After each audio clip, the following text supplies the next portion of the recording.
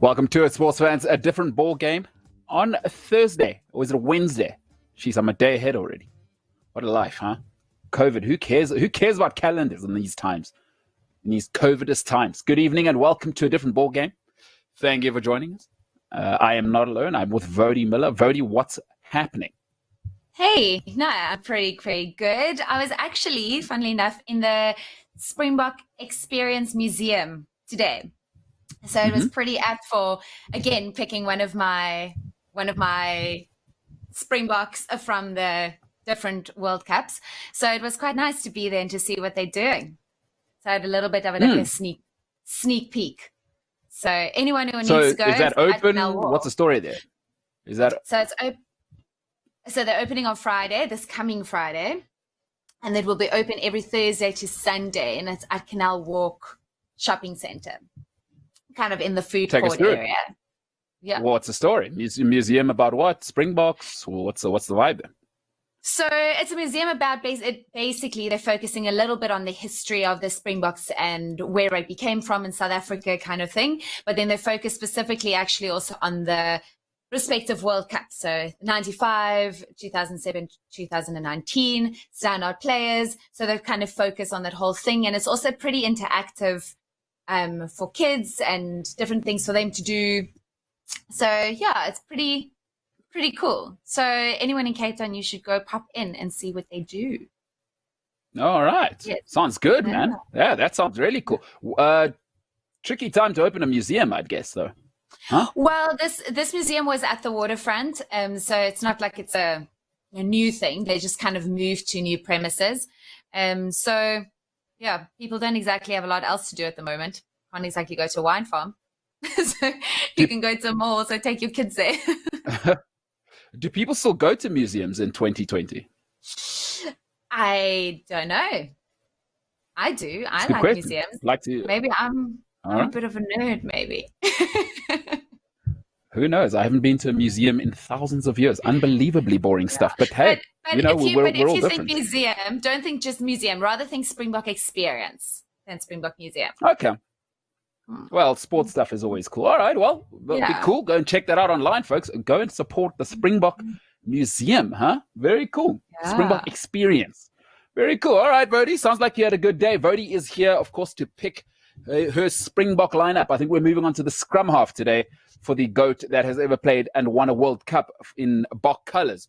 Looking forward to that. Speaking of GOATs, we will start off with the greatest tennis player of all time. So I had a conversation this afternoon with my cousin, which brought this up. And so she is besotted with Rafa Nadal. And I thought, okay, well, let's not do this. And I thought, okay, I'm going to do it as a topic tonight because there's three out on their own. So we're going to start off with that, and then it'll be Woude, of course, in the skip pass, and we will take more questions. So if you have any questions from around the world of sport, of course, throw it this way. And if you are in Africa, big news, by the way. Big news coming out. ESPN is back for those of you who like the American sports. So you no longer have to, I know how people are. Either they've got a VPN or you're illegally streaming it. Now you don't have to do that anymore. ESPN is back in Africa. ESPN 1 and 2 is back. And if you do enjoy the American sports, of course, Mike Greenberg, look out for Greenberg and Greeny's show. So have a look out for that. That'll be on ESPN. They are back on DSTV. Welcome back to Africa just in time. LeBron James, of course, they kick it off tonight. Clippers, Lakers. Or is that tomorrow? Sorry, tomorrow, Clippers, Lakers. Cannot wait for that. Looks like AD might be out tomorrow from everything I'm reading. Not good news for the Lakers. But anyway, big news. ESPN back in the house. Cannot wait to have that back on our screens. Of course, Major League Baseball. We'll talk a bit later about that as well. MLB is back. 60-game sprint this year.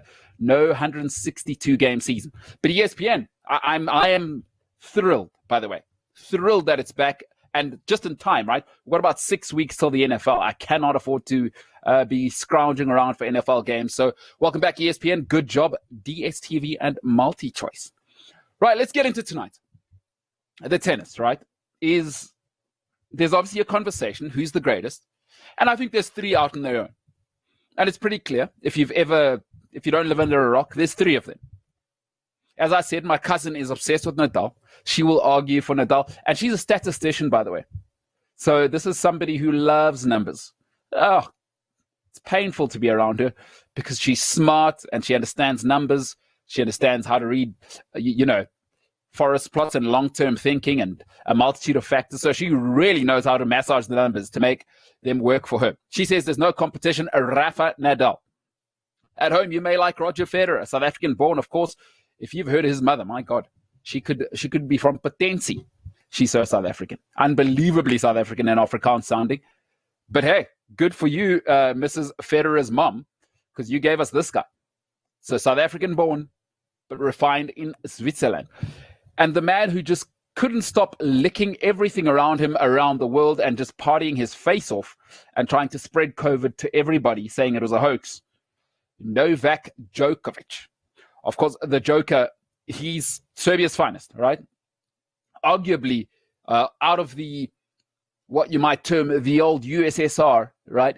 The greatest Eastern Bloc, Central Europe. Listen, if you're Serbian and you're watching this, I know how they get. Central Europe, Eastern Europe, whatever. But out of that region, out of that Baltic region, he may be the greatest sportsman to ever live. Some say Vidic, some say him. But for me, I like to look at the numbers, right? So I have my pick. I have my own favorite. And I've kind of eliminated my favorite and my bias with pure numbers. All three are great. There's no doubting that. They're so far ahead of everybody else. It's actually embarrassing.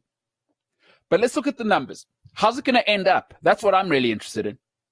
And you're looking at, has COVID helped Roger maybe get an extra year or two in his career? That's what I'm thinking, because this guy's been a machine. He hasn't been injured since he was 17 years old, really. He had the injury last season, but I mean, other than that, he's never out.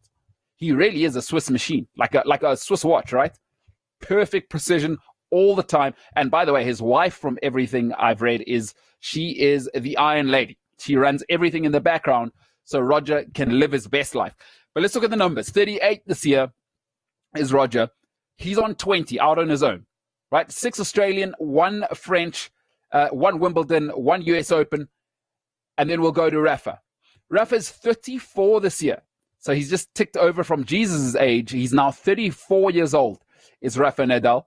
So he's lived longer than Jesus Christ of Nazareth. That's a good job on its own. Some might say he deserves to win it just for that.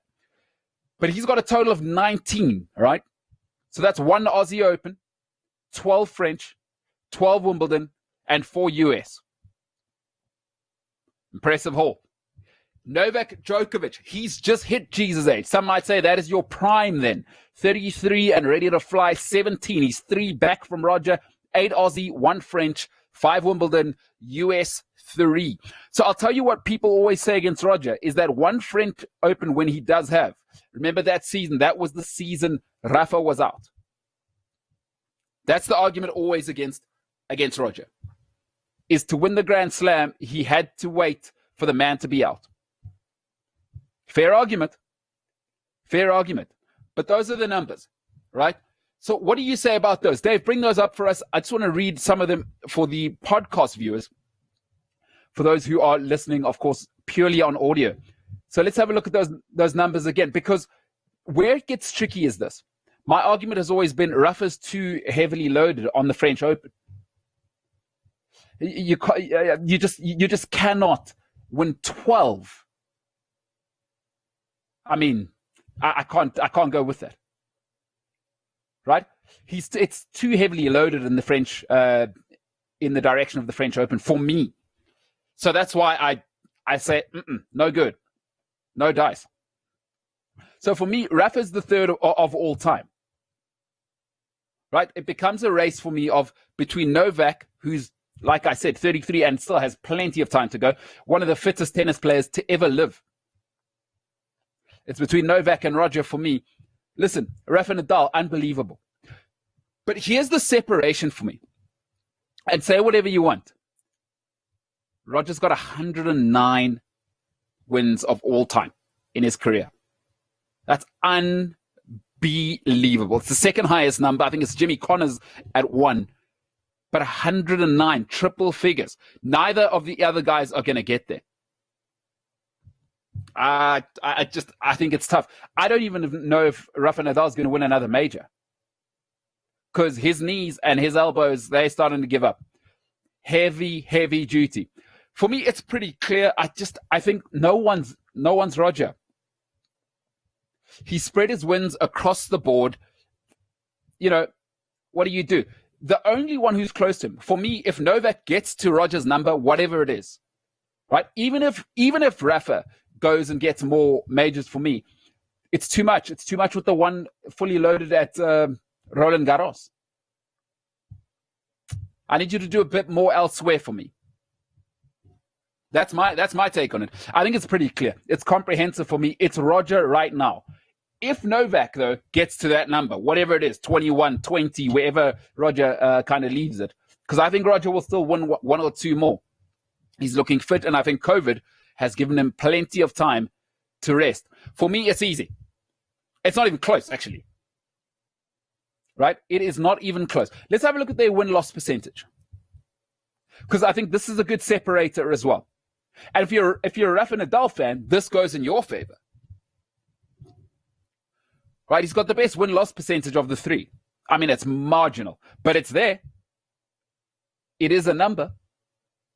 It is a number. 83.2% win-loss percentage for Rafa Nadal. Right, it is 82.1 for Roger Federer, and it's 83 right in between for Novak Djokovic. So if you love Rafa, right, you'll go, yeah, but just look at that, because that's what you want, right? You want wins, losses. He can only win those he's in. 990 games played, 200 lost for Rafa. Those are good numbers. 911, 187 lost for Djokovic. Roger has played an incredible 1,242 games, and he's only lost 271. Some might say the more you play, the more you'll lose. Plus, keep in mind, Roger Federer, my closing argument will always be, he's played these two studs at the same time at their peak. They kind of got Roger towards the end, right? They won a lot of their titles after he was 35. He caught them in their best years. They're still only 33, 34 now. For me, not even close. Roger Federer. I'd love to know what people think. It is not close for me. It is not close for me. It is dominant. And remember the expectation. Here's what, once again, I always say expectation is a killer. When he beat Pete Sampras at the age of 19, it was all over. That was all she wrote from there. And then people said, okay, here's the guy. And since he was 19, he's been the guy. Hasn't taken a break, 20 years. Is he the most boring man in the history of mankind to ever breathe with lungs? Probably. But is he the greatest tennis player? I think there's no doubt about that. Love to know what people think. Roger Federer, the Joker, or Rafa Nadal? Who's your guy? They are undoubtedly the greatest three to ever live. Roger Federer, for me, is even in the top 10 greatest sportsmen of all time, but that's a list for another time. What he's done has been nothing short of sensational. Talking of greatness, and please let me know what you think. I'd love to know what people think, because I don't think it's a competition, but my cousin really riled me up today. She really riled me up because we went at it. She's Rafa. I'm Roger. Let me know what you think, folks. Let me know what you think. All right, talking of greatness, let's talk about the greatest scrum halves to ever represent the Springboks in a World Cup. Woude Muller will give you her selection in the skip pass. I think when we talk about the scrum halves, we're probably not just talking about the best player in a scrum half position. We're probably also talking about the best player in a Springbok team in those respective World Cups. Because I do think, well, especially two of them, could possibly be some of the best rugby players that South Africa has ever seen. And you can probably guess the two because I'm just not a fan of one of them. But so sticking to our traditional Wednesday, picking the players from respective World Cups. So today we have 95 US Universities in 2007.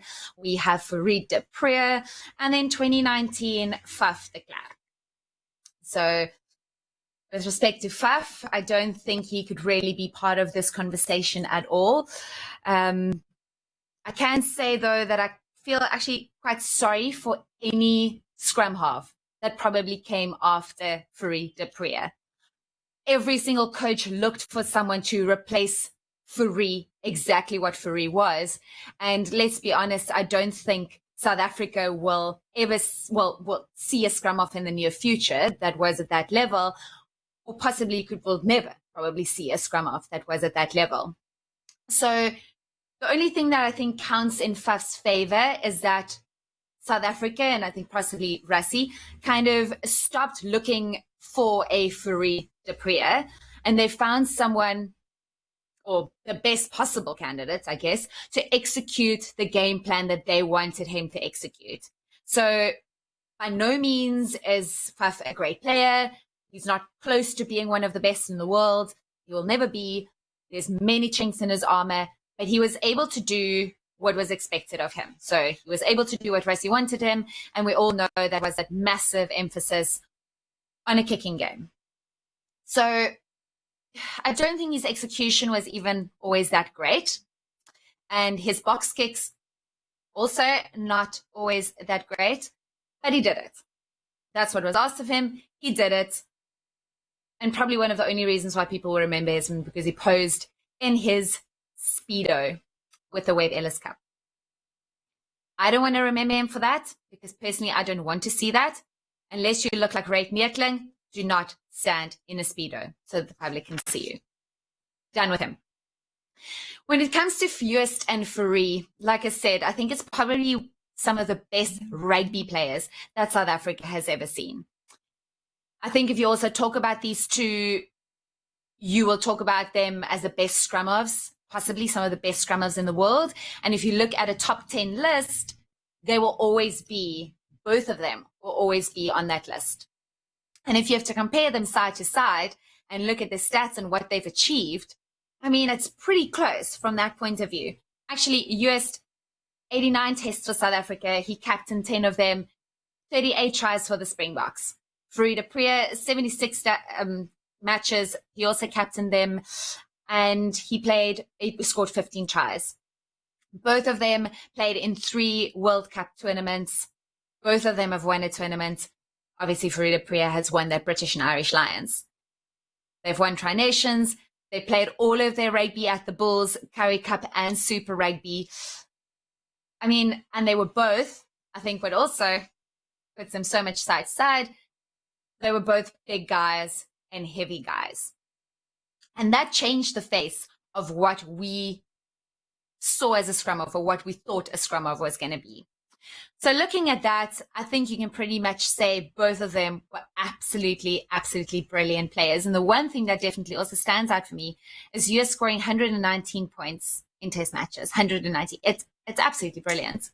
And he was such a brilliant player.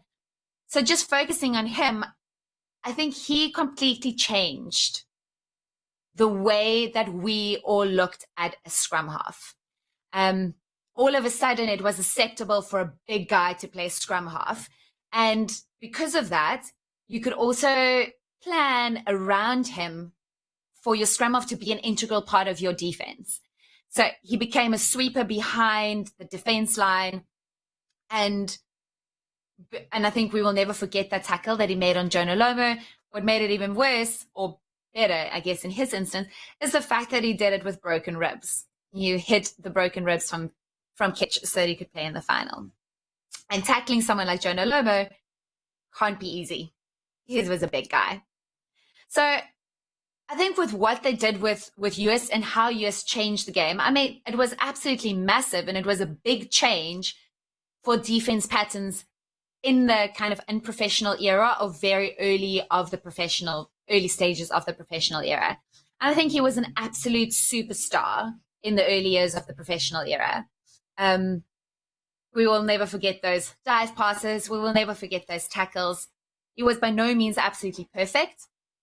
He was probably not as skillful as some of the other players, but he played with his heart and his soul, and he was brilliant for South Africa in the 95 World Cup.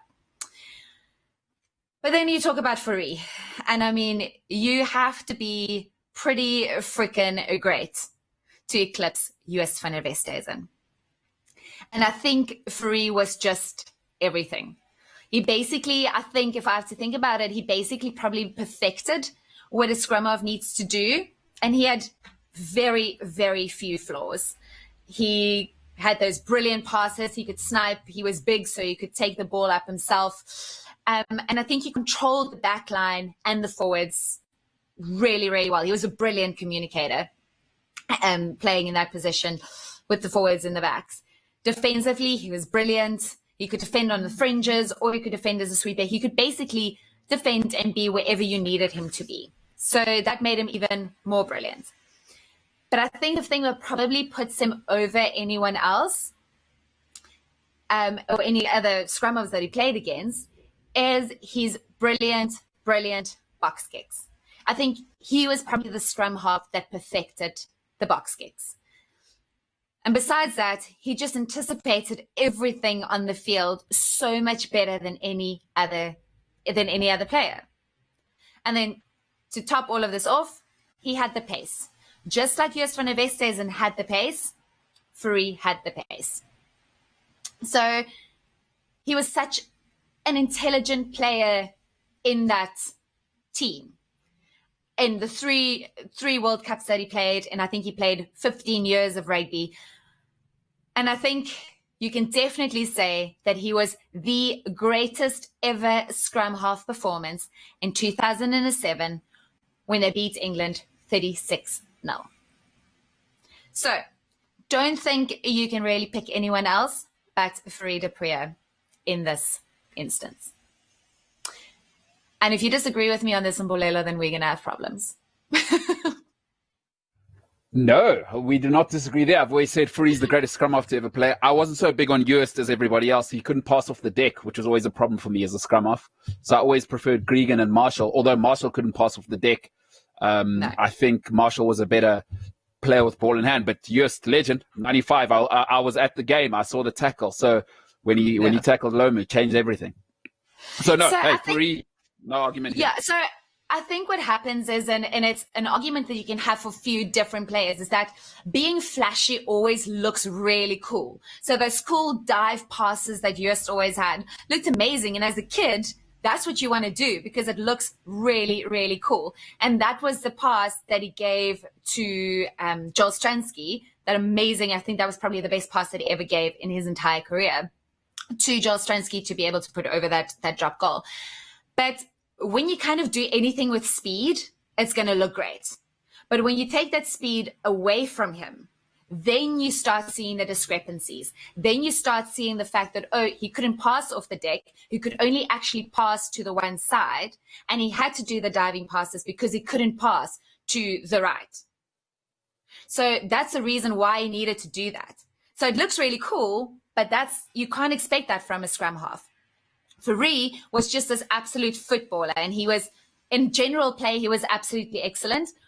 But what he needed to do as a scrum half, he also did excellent. He was also, like I said, a big guy, 90 kilograms, and basically ran like an outside back. And for me, what stood out is those like blindside bursts that he had that scored and put a lot of other players up for a try assist, or that he scored himself. So yeah, for me, it's just that directing of play of Fourie was just incredible, and his passing off the deck. It was really that's for me what I want to see from a scrum half, and that's why I absolutely cannot stand what Faf de Klerk is doing. I don't like the box kicks. I don't like him putting out his foot and telling the whole freaking other team just be ready because I am going to kick now. Yeah. I can't stand, like, at least try to like we use this word in Afrikaans, probeer hulle net ten minste bietjie flous. So just try to pretend. What does that mean for the rest of the world? So just try to pretend like you're going to do something else. Like try to trick them into thinking that you're going to pass and then you kick it.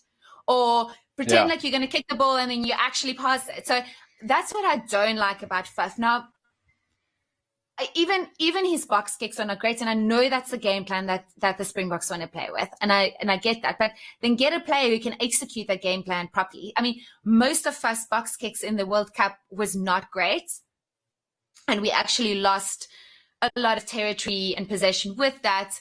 I don't know if we are playing that way because we can't find a scrum half to be a scrum half anymore, and we needed to change our game plan to play like that and kick the ball away, because we don't have that scrum half that can direct that play anymore.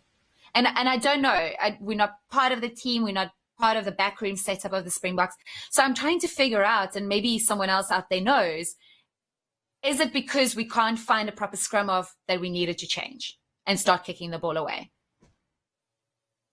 Yeah, it's a tricky one. And I don't, for me, it's a lot closer between Joost and Faf than people think. I think Faf is one of those guys you love or hate, but to be honest, they both have the same flaws. Both can't pass off the deck, but both tigers around the ruck, right? Listen, Fourie separates himself because we had Flip van der Merwe on a couple of weeks ago, and he said his nickname was the Emperor. That they all knew Fourie as the Emperor. So it's like having another captain as well, and that matters at the top level. If you can have your scrum half, that's why people never forget George Gregan, right? Is the Australian rugby's never been the same post him, you know? Yeah. So Marshall, and I mean Marshall to an extent never won a World Cup, but Gregan essentially took that 99 side on his back and took a rather mediocre Australian side to a victory. Yeah, but now if you also look at what Aaron Smith is doing at a scrum half now, because for me he's possibly one of the best scrum halves in the world at the moment. Other possibly best one is Antoine Dupont, the French scrum half. So what they are doing is they are lifting the teams up and they're communicating between the forwards and the backs the entire time. And what Aaron Smith did with the Highlanders when they came back from that very big gap and they won that game is he continuously pushed those guys, and you need to be that communicator. Yes, as a scrum half, you are ridiculously irritating. And that's what you need to be. That is your role as a scrum half. If you think about how much George Gregan kept talking, and he's like this stupid little Jack Russell that keeps like biting your ankles. And I just, I don't know. I'm really struggling to watch the Springboks play with Faf there. I liked Herschel Yankees a lot more. I think Herschel's passing off the deck is much better. I'm hoping that Herschel can step up the rest of his game. I prefer watching him play. And our youngster Sanele Nohamba, who's coming through from the Sharks, I think they're very small guys. Again, you can't have a Fourie and a Joost van der Westhuizen in your team every single time. But I'm liking the way that they're playing a lot more. Yeah.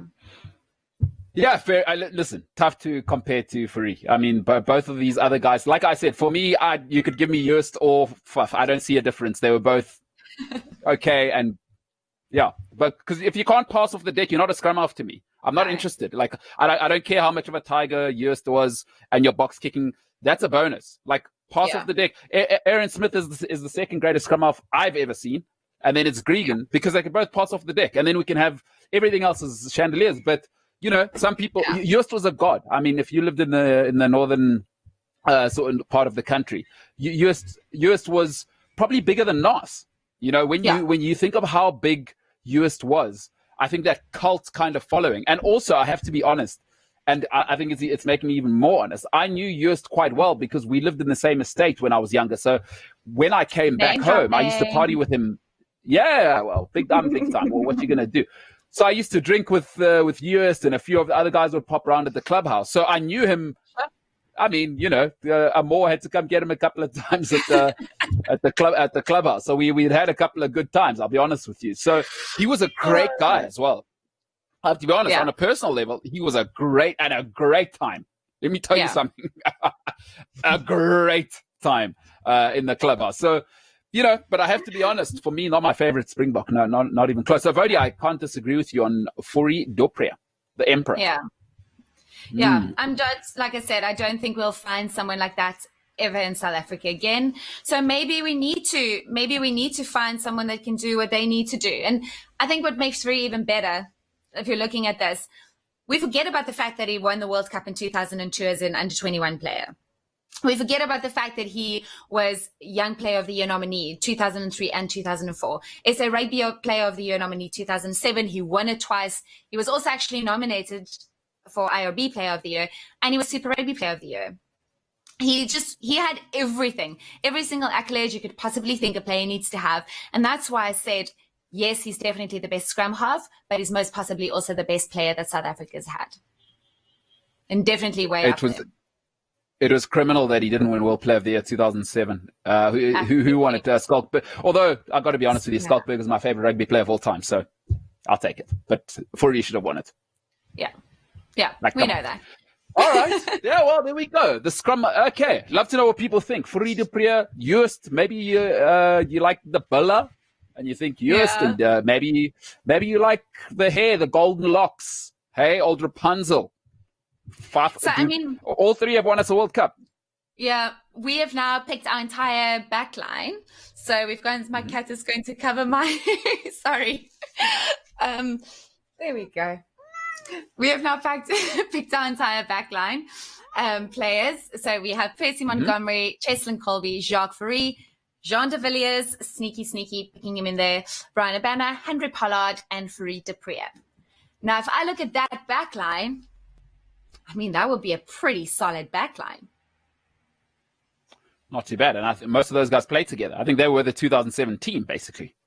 Basically, yes. So it just shows you how good that 2017 was. Yeah, and proviso, Jean de Villiers didn't play in that. And by the way, I've always said the greatest thing that happened, Francois Steyn, get in there, because I think Francois Steyn is one of the best rugby players we've ever had. But he needs to stop eating now because he's become a balloon. There's French croissants. It was too nice, too good. Mental. But he's my guy because he's from the Eastern Cape. So, all right, hey, that backline's amazing. That's going to be tough to beat in history. Forget about just Springboks. Yeah. Imagine playing that team just in history. Wow. Yeah. All World Cup winners, all legends. Most of them, I guess, if they were in that team, won the British Lions double as well. So this current era has. What if Faf wins British Lions tour? Do you rethink the thing? Oh, wow. No. Okay. Well, there you have it. A sharp no. Okay. Well, there you have it. Fourie du Preez, King of the Mountain, ladies and gentlemen, the Emperor. Ladies and gentlemen, good stuff. Vody, good stuff. They love it. So that's the back line done. Next week, we will start with the pack, and we'll see where Vody takes that next week, Wednesday. So coming up, we're going to do a Q&A. We've got a couple of questions, of course, from the previous shows. And then if you do have any questions, of course, Dave will get those through to us. Those questions coming up in a bit.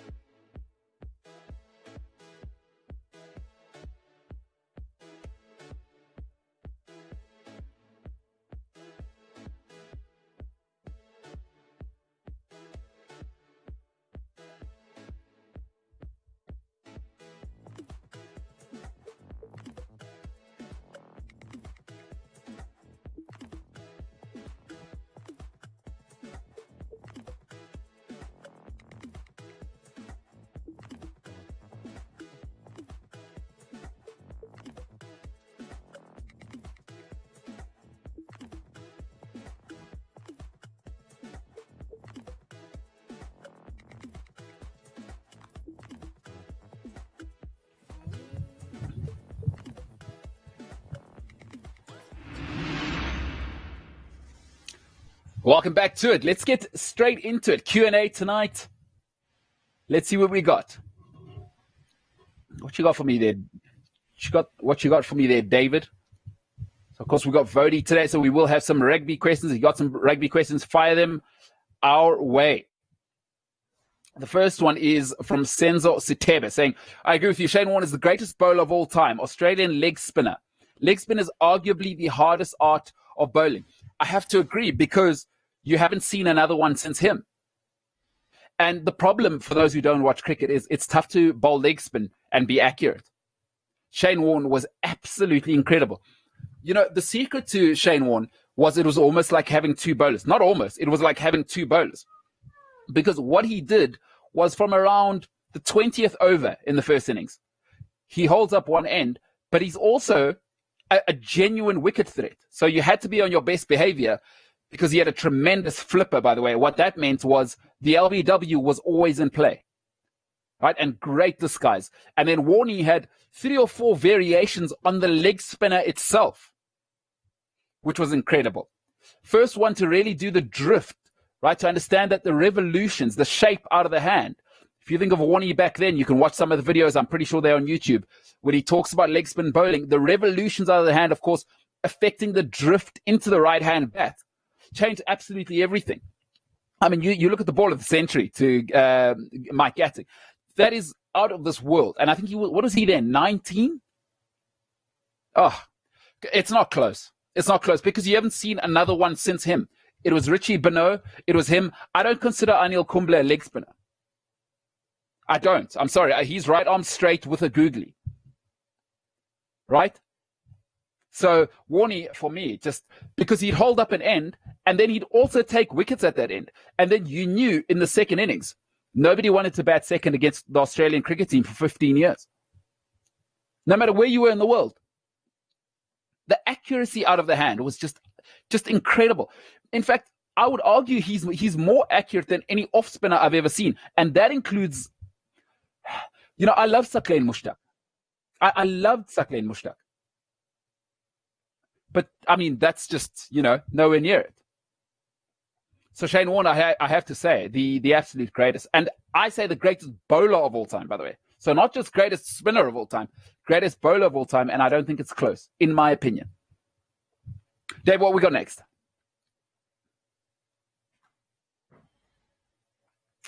All right, we got Census Teb again saying, Sam Cane ain't it. Never really rated him. They dubbed him the next Richie McCaw. How about not? Vote your take. It's not fair for anyone to be compared to Richie McCaw. It's like trying to compare a fly half to Dan Carter or to Johnny Wilkinson. It's a shame. I mean, but I get why New Zealand does that. Sam Cane was kind of like he's been part of the All Blacks mix for a long time. He was kind of understudy to McCaw and to Reid. And that's just how New Zealand works in their planning, and they just keep planning and for the next World Cup and for the next year and for everything.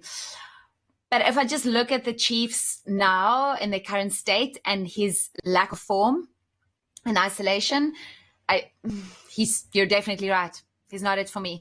And I've said this before. I think Ian Foster made this call too early because I just don't think. I don't know. He's just shown to me that he's not a good captain. He can't lift up his side when they need to. He can't bring the energy. He actually loses his own discipline when he gets frustrated, which he shouldn't be doing as a captain. Maybe what it comes down to is that if you are the All Blacks captain, you shouldn't be captain for your local side, for the Super Rugby team. I don't know what you think about that, Mbulelo, but maybe that's what it needs to be. Maybe you shouldn't be captain of the Chiefs. I think you need to look after your captain. So it's the All Blacks' duty to kind of wrap him up. Richie McCaw is maybe the most protected rugby player of all time. You would always hear, I mean, he was such a transgressive player that World Rugby had to change the rules twice for Richie McCaw, right? But whenever the attacks came, the All Blacks looked after him. And I think it would be interesting to have had this conversation after the All Blacks lost to France in 2007, whether they viewed Richie McCaw as the same then. So I think it's tough. You can't judge Sam Cane as an All Black captain because he hasn't been All Black captain yet. So I think I need to see him. I need to see him when the chips are down. I need to see him at the World Cup. I need to see him. He won't get a British Lions tour, but I need to see him when the heat's on, and then I can make my judgment call. But personally, I love him, so I'm probably not biased in that sense.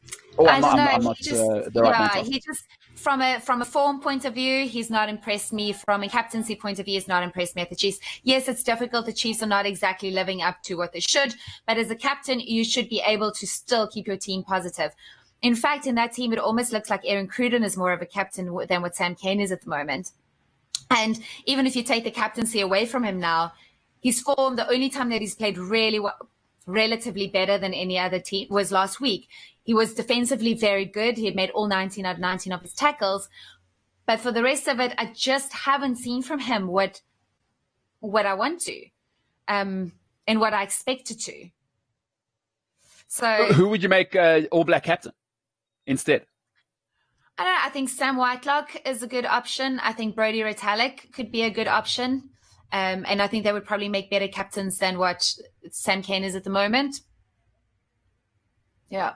Yeah, that's tough one. Okay, it's an interesting one. The All Blacks operate this way. It's not, the coach probably doesn't choose it. And I've spoken to somebody who's, once again, a legend, All Black legend in the past, and he said there's no way Ian Foster made that call. That call comes from above. So they pick on character, and Sam Cane was chosen while McCall was playing. So tough one, but there you go, Senzo. See, it seems Woude agrees with you. I do not, by the way, Senzo. I must be very clear. I do not. I'm all in on Sam Cane. But remember, Bolelo, we've had this conversation before, even about the coaches in New Zealand, because when we spoke about that poll that they did in New Zealand about Ian Foster and shit. So we've spoken about, so yes, they have this whole plan where it's like you taking over from this guy. So you have to be part of this for 4 years before you can take over as the coach, that whole situation. But at which point do you think that, okay, this guy was there as an assistant coach, he was great, but now taking over as coach, sure. Are we making a call that we're just keeping him there because this is just what we do? Or are you going to say, like, no, maybe it's not the best idea to not have you? So at which point do you put the team winning first over what your plan was? So yes, it was the plan to have Sam Cane there, and maybe he had the right traits. But now that he actually needed to step up into that position, he can't take the heat. So at which point do you make that call and be like, maybe it wasn't the right call? Well, the All Blacks haven't played yet. So I guess you probably need a calendar year of, oh no, this thing's going, because they don't care about the local teams, I don't think. It's about the All Blacks for them. So if the All Blacks start to lose and he loses that dressing room in terms of performance, and Sam Cane's not the guy. But I don't think they'll change, because what happened France against New Zealand when they lost is they didn't change McCall. And even worse, I think a worse loss, I think the greatest All Black team that has ever been was the 2003 team. And they had Christian Cullen outside when I think Tana Umaga got injured. 2003 All Black team is the greatest team to ever play. And they didn't change then, right? Todd Blackadder remained captain. So the one thing about the All Blacks is system over talent. It's why I love the All Blacks. It's why they keep winning. In South Africa, we want to change a team if they lose on a Saturday. For them, they've already planned. They've already got the next guy. So for me, always pick system over talent and don't change. Do not change. So I don't see it, because they've never changed before. 2003, Todd Blackadder, horrible performance, by the way. Another loss to France. That was an unbelievably bad performance. And if you look at that team, my God, loaded. And they couldn't get it done. But that's what I'm saying now. Maybe we are not being fair on Sam Cane, and maybe you shouldn't be the local captain if you are the All Blacks captain. Let someone else take over the captaincy. I don't know, because it's not fair on him for being. Yeah, I think a lot of his character coming through. He's not playing as well as he should.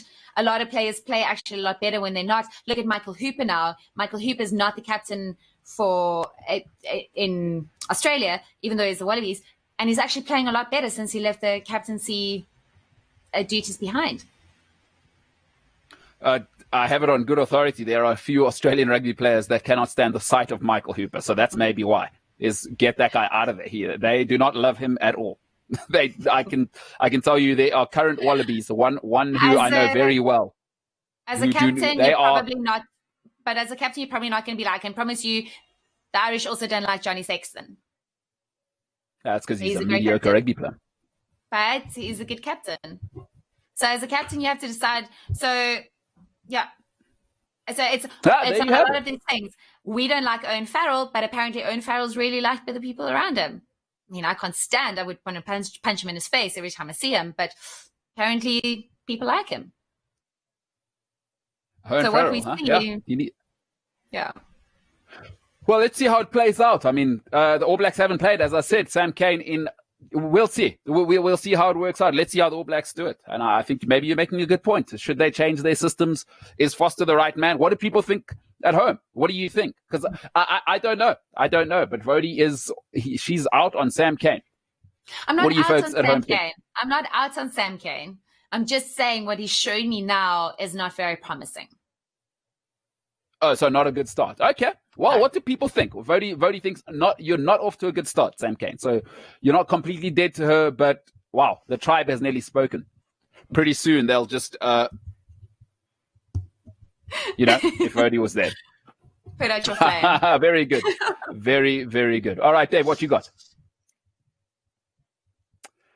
Anon says 14 Marlins players tested positive for COVID. What do you think will happen to the MLB season? Hey, listen, so it was players and coaches.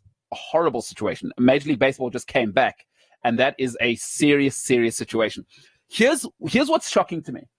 Is it seems to me like the MLB didn't have a plan. They took forever to respond. They took forever to come out and say whether, we're going to move forward. Here's our plan. We're going to shut guys down. So that was very, very worrying for me to see what these guys were up to. Rob Manfred, by the way, is the worst commissioner in the history of sport. If you've heard this guy speak, you got to think to yourself, my God, he's on $20 million a year. So what do I think is going to happen to the season? I think it carries on. I'll keep going back to it. Adam Silver, NBA commissioner, said, if we start this thing, we have to be ready to roll on with COVID. So for me, carry on the season. And of course, remember they played the Philadelphia Phillies. It came out this morning, I think, or was it yesterday? But all the Phillies, right? Clean. Zero tests, zero positive tests there. So we keep rolling on. And remember now, so if you don't watch the MLB, here's the situation. They got what you call AAA teams. That's the backup league, essentially the reserve league. They are able to call people out of there. They've got those guys on lockdown in a bubble somewhere else. So the tricky part about MLB is that they are not on lockdown, by the way. So everybody's living at home. They're not in a bubble like the NBA. It is a tricky, tricky situation. And I'll tell you who's watching. The NFL, because NFL is king, and they are going, oh no. And we've already had problems in the NFL, but that's a whole different kettle of fish. So for me, you carry on. You carry on. That you gotta move on. Yes, life and money, but we've started now. You do not lock up again. What's next? David. John Small says 6 New England Patriots players have opted out. End of the dynasty.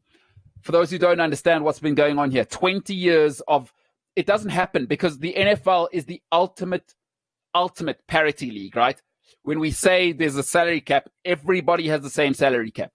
They've dominated now for 20 years. 9 Super Bowl appearances. It's sick. It is sick. 9 Super Bowl, 6-1. Bill Belichick. That is the dynasty people are referring to. Of course, Tom Brady just got chucked out.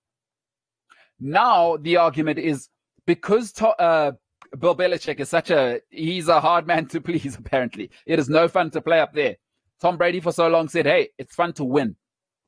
But now people are starting to say, hey, number one, or there's 2 things. Number one, is Belichick up to something? Because we know he's got a scoundrel side to him. By the way, he's been fined and caught twice for videotaping other teams illegally. That happened. He's also seen Deflategate underneath his sort of tenureship. And American football, and like any other sport, American sports in general, nothing happens without the head coach knowing. So if Deflategate, if Brady was guilty for that, you better be damn sure Belichick knew. So he's a scoundrel, don't you think?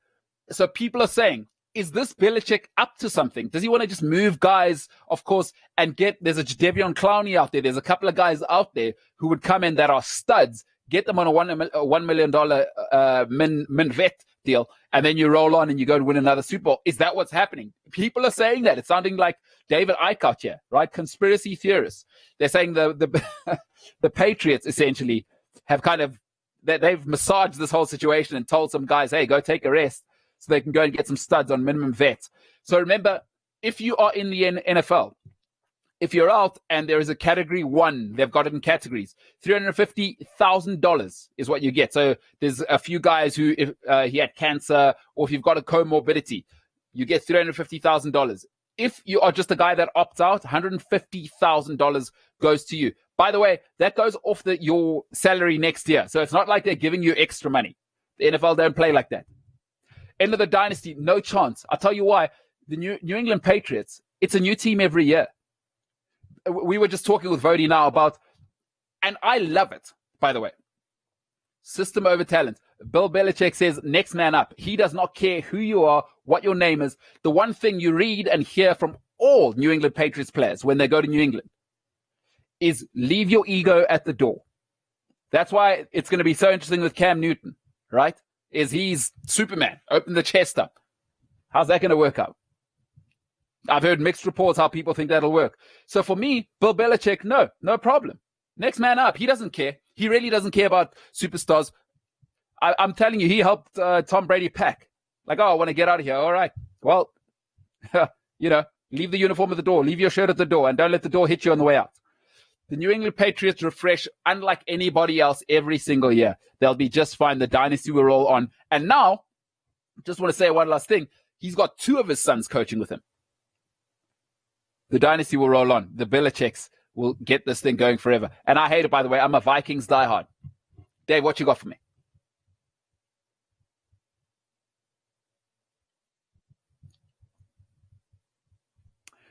Senzo is saying, when we demolished England 36-0 in the 2007 World Cup stage, that's all Fourie du Preez. I mean, I did mention that, and that was, like I said, probably the greatest performance of a scrum half in the history of rugby. That's where I think Fourie proved what he's made of, and why they wanted him back for the 2015. He came out of retirement and played in the 2015 World Cup again. And you can say that he was part of all the great dynasties, 2009, how far they got in 2011 and what he did there. So no, as much as I would want to make an argument for the rest of the scrum halves in this country, you just can't. Nothing to add there. Nothing to add there. Dave, what you got for me? Senza saying, the only guy possibly better than Fourie is Gregan. Your thoughts there, Vody? I don't know. If I have to pick a top 5, I wonder if I wouldn't put Fourie over Gregan. Gregan was brilliant, and he would definitely be on any top 5 list of the best scrum halves in the world. But I think you can also probably argue for Gareth Edwards to be the greatest scrum half of all time. Gareth was a Welsh scrum half, and he played for the British and Irish Lions. I think he actually played 10 matches for the British and Irish Lions in 3 different tours, as far as I know. And he played 53 matches for Wales. Like I said, 10 matches or 10 appearances for the British and Irish Lions, and only one of them they managed to beat New Zealand. But I think Gareth Edwards is so good for Wales that they actually made a statue of him and put a statue up in Wales. So that's how good he was. I thought he would be pretty brilliant and definitely up there. You can definitely pick Gregan. I really like Antoine Dupont coming through. I think he's been playing some really brilliant rugby for the French. And if you actually just look at his stats and the first 2 matches that he played, he already had better stats than any other scrum half in that time. So he's also changing the way that the scrum half is playing. His passing off the deck is brilliant. And I think there was one of the test matches that he played, actually first 2 that he played was against New Zealand, and his stats was better than anyone else's. So I think he's also really coming through and could possibly also be one of the best scrum halves if he keeps playing the way that he plays. I like watching him. It's definitely a youngster that's going to prove to be very, very good. Very nice to watch. There you have it, Senzo. Dave, what you got for me?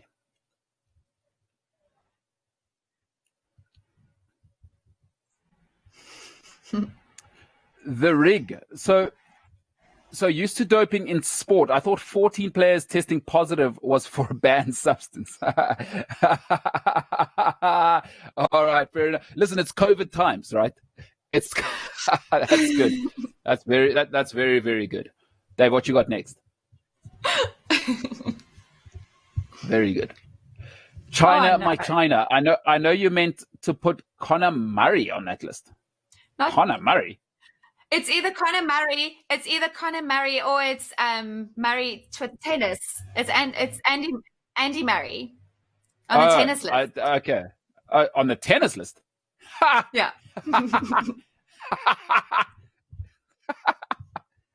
Come on. So I think we're gonna laugh that way for both Murrays. If it's Conor Murray for the rugby or if it's Murray for the tennis. So either way, the Murray does not deserve to be on the list. It's surely some sarcasm. Wow. Sorry, you caught me off guard there. Wow, that's so good. Andy Murray on the same list. Oh, man, too good. Too good. Whoever that was, joke of the millennium. Should be doing stand-up. Wimby D says, was it really the ball of the century, though? Just journo hype. Listen. Okay, I'd like to know what the other one was. Of course, it is a bit of journo hype. It's in the Ashes.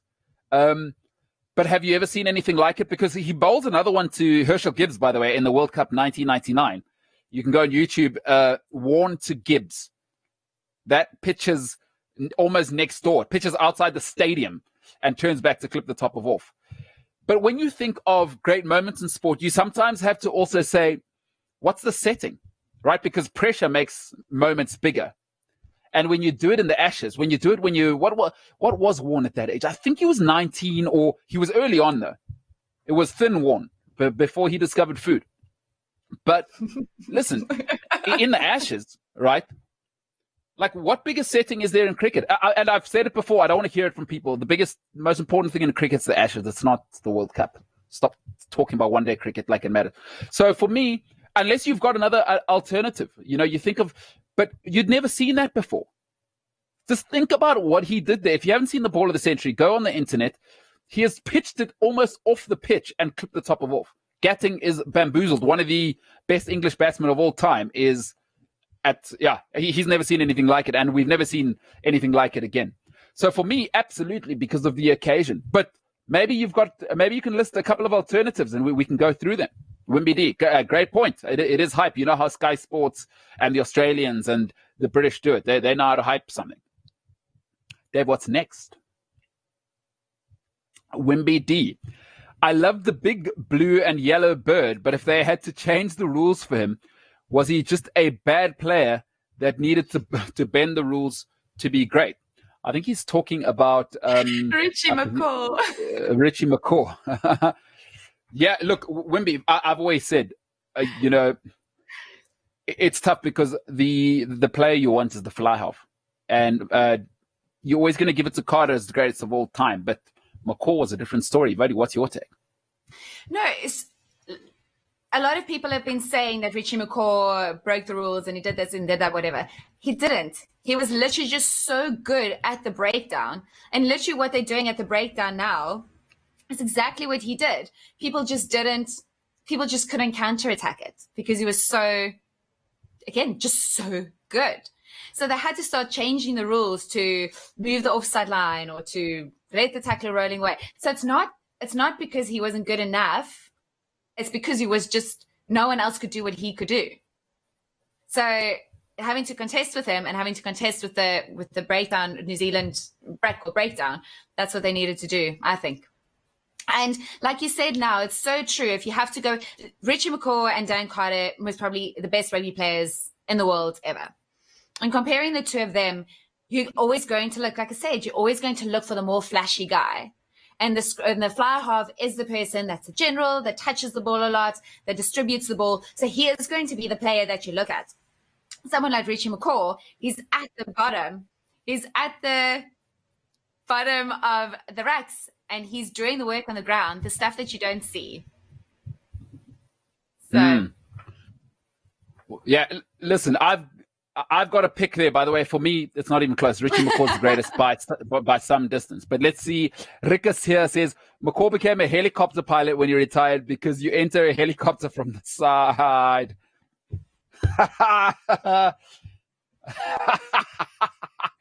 Rikus Swart with the great... Listen, I don't know which one's better, that one or Andy Murray being in the same list as the top three. That is so good. That is so good. Rikus. Lockdown is making people crazy.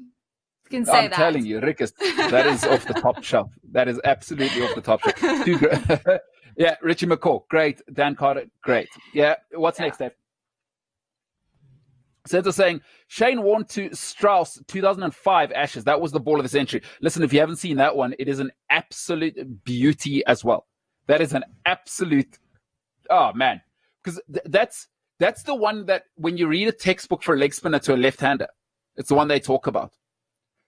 right? Because he bowls him twice there, Senzo. So you might be talking about the one that comes and hits leg stump because he leaves it, I believe is the one you might be talking about. It's pitched so far outside off stump and it hits leg stump. So it could be that one, but he bowls another one, and I don't know if it's in that series, between bat and pad that has turned literally again. It's bounced almost on point's toes and turned between bat and pad. So fair point. Could be that one. Ricka Swat says, my ball of the century, 21st century, is Cullis to Ponting. Which one was that? I'll be honest, I can't really remember which one that was. Jacques Cullis, greatest cricketer of all time. Dave, we got anything else from the loving public? Senzo says, best rugby performance ever. Dan Carter versus the British and Irish Lions in the All Black game. He did everything in that game. By the way, 33 points in that game. Woude, your thoughts? Do we have to talk about how great Dan Carter was? How often did he do everything in a game? And how often did he come back? Look, I think what makes the All Blacks so great, and we have spoken about this, they just manage the players so well that they can play for such a long time. So we've seen so much brilliance of Dan Carter. And yes, that performance, definitely one of his best. I think also 2011 World Cup and 2015 World Cup. Also very, very brilliant performances. He's just so good at controlling everyone around him. I can't state enough how good he is and how no one can really compare to him. Yeah, no, look, but that performance was unbelievable because the British Lions all of the Northern Hemisphere's best players. So in the World Cup, you're facing, and once again, I have to be clear, the biggest competition in rugby is the British and Irish Lions tour. I don't want to hear it. I don't care about the World Cup.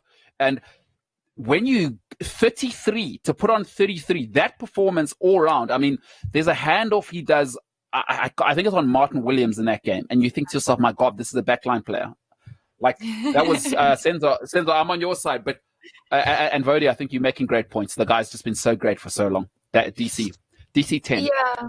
I mean, if you have to go look at his highlights reel, you won't believe everything that you see on it. And yeah, it will be incredible. So someone make one for us of his best moments ever. Yeah, post it on the YouTube. Exceptional.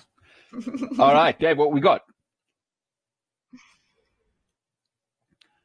Yeah, Mr. Hoff. The Hoff is back, right? We'll wrap up with this one.